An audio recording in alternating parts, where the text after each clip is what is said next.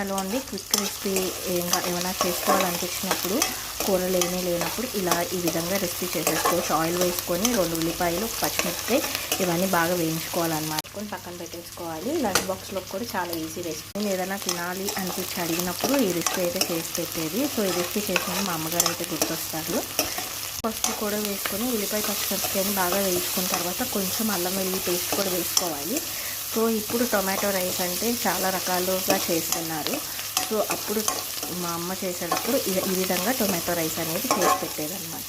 పచ్చిమిరపకాయ వేయగానే కొంచెం అల్లం వెల్లుల్లి పేస్ట్ కూడా వేసేసి ఇది కూడా పచ్చివాసన పోయేంత వరకు ఫ్రై చేసుకోవాలి. టొమాటో కట్ చేసేసి కారము, గరం మసాలా కూడా ఈ టైంలో యాడ్ చేసేసుకుని టమాటా మగ్గిచ్చేసుకోవాలన్నమాట. మనము టొమాటో ఉడకగానే ఇలా రైస్ వేసేసుకొని ఒక 2 టైమ్స్ ఇలా టాస్ చేసేసుకోండి. లాస్ట్ కొత్తిమీరతో గార్నిష్ చేసేసుకొని మీకు నచ్చినట్లయితే please like, share and subscribe my channel. Thank you for watching.